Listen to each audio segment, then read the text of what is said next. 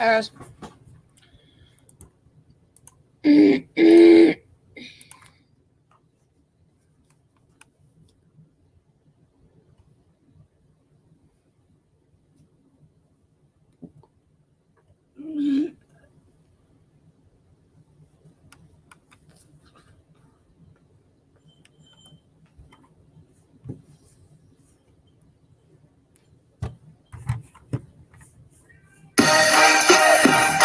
Shut up.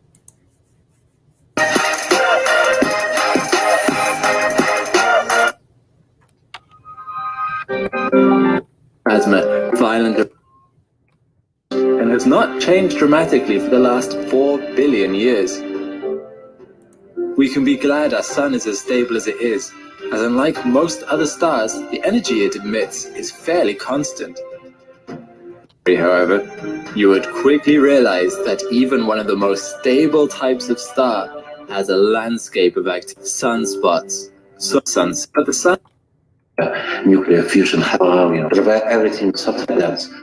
And then from that, it then hits the convective zone. So everybody knows that hot air rises and cold air falls. So what then happens is the material is very hot at the bottom near that radiator zone, and then is essentially ejected away from the sun. And so what you'll end up having is millions of tons of charged material flying out from the sun relatively fast. I mean, of the order of hundreds of kilometers per second to thousands of kilometers.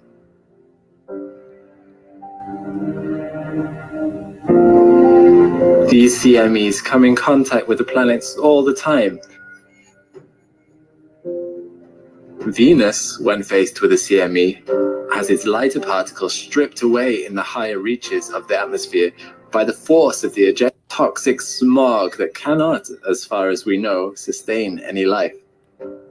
Have a similar fate if it wasn't for its relatively strong magnetic field. Particles from a CME aimed at Earth are redirected around the planet because of the Earth's magnetosphere. Some particles get redirected to the Earth's poles, where the charged particles hit the Earth's ionosphere, causing beautiful aurora. Thanks to a combination of the Earth's magnetosphere and atmosphere, like Richard Hodgson, separately 29th of August in Australia, which would have cleared any ambient solar wind plasma for the Carrington event like a giant slipstream, was set for the biggest CME known to man.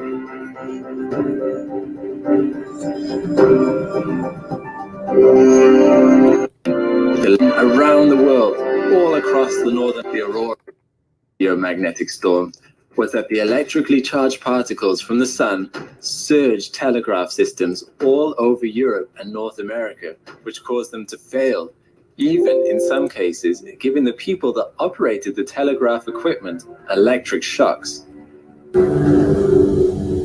Telegraph pylons threw sparks from the charged atmosphere.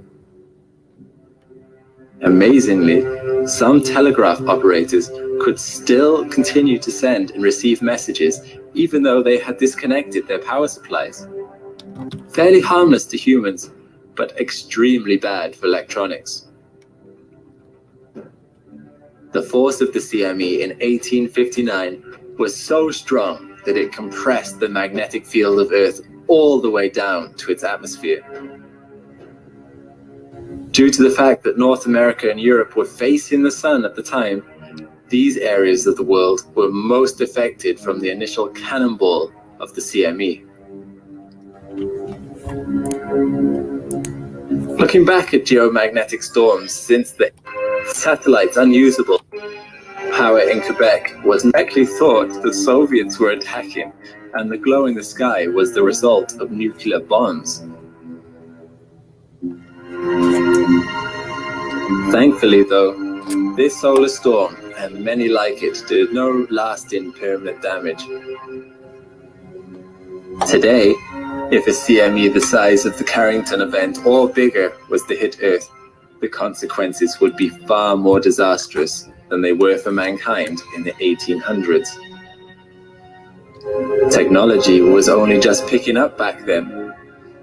Whereas today, we have satellites in space, computers, telecommunications, power plants that would all be severely damaged in such an event.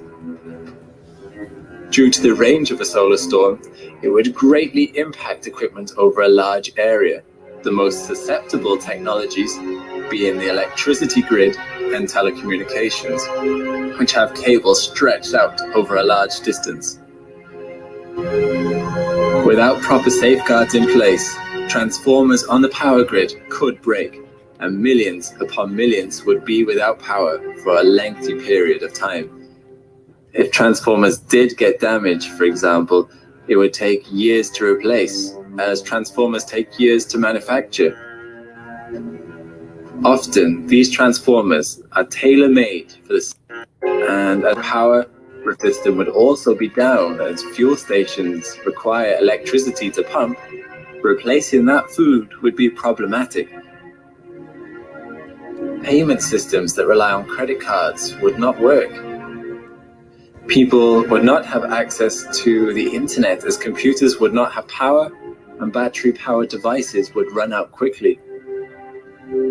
Radio and TV out of fuel. So dependent on technology, and especially on electricity, it is feared we have lost the ability to function as a society without it. And worryingly, it is our power grid that is most vulnerable to a super solar storm. An independent think tank recently put the cost of damages to the USA alone at $2.6 trillion, ultimately destroying the economy.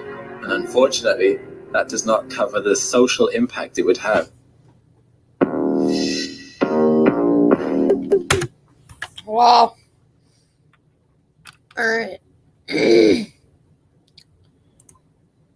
have no plan. There's a burner shot.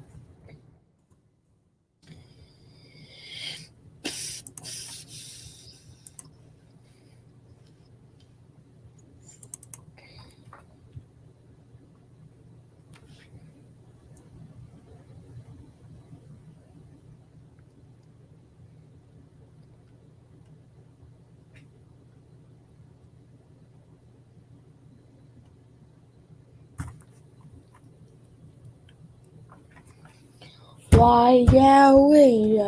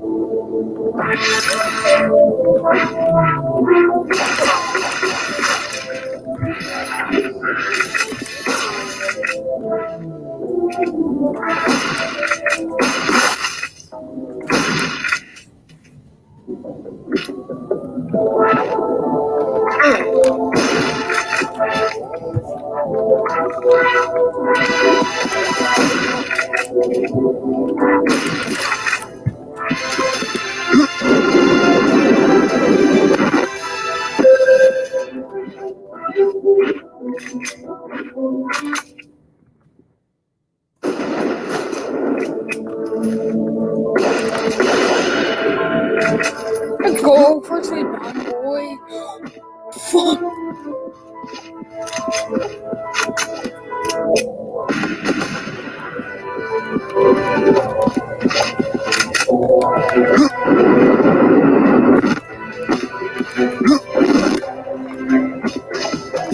Actually, this is a huge. Ooh.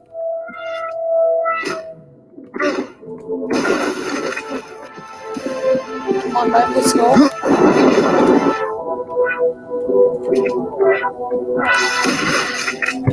That's called an air kill. Here we go.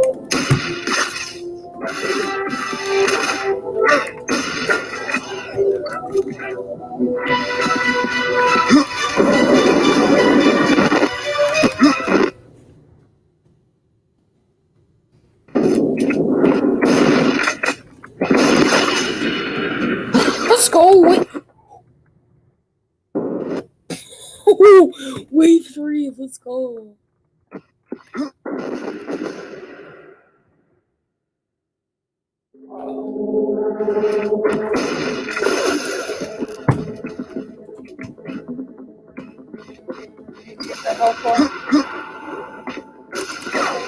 Oh, shoot.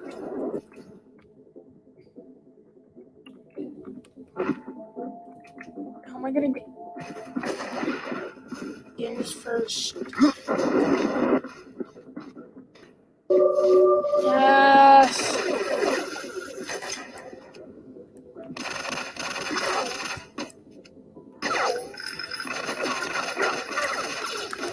Frick, no! Oh, God. Damn it.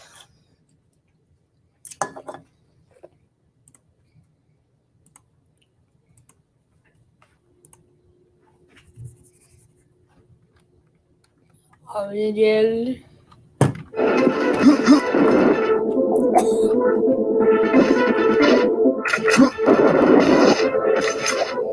You normally spawn from there.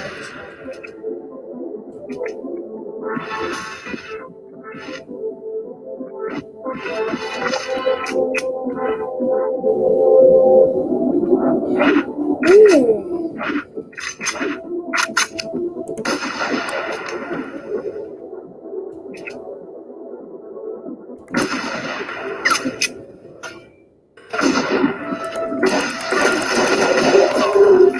Alright, there we go.